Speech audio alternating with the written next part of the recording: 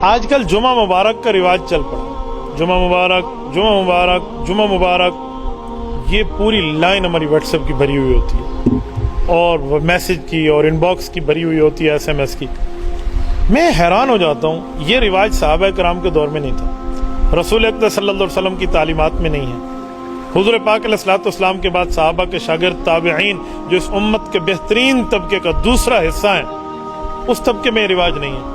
جس تیسرے حصے کو اللہ کے رسول صلی اللہ علیہ وسلم کی دعائیں یوں موجود، یہ ان میں نہیں ہے، موجود نہیں ہے، شریعت کا حکم نہیں ہے، جمعہ مبارک کے احکامات کتابوں میں موجود نہیں ہے، تو یہ آپ نے کہاں سے لے لیا؟ ایک بندہ مجھے کہنے لگا میں تو ویسے دعا دے رہا ہوں اللہ آپ کے لیے جمعہ مبارک کرے۔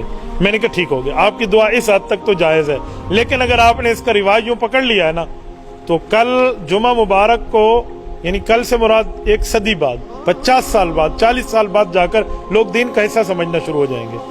بدعت ہوتی ہی ایسے ہے۔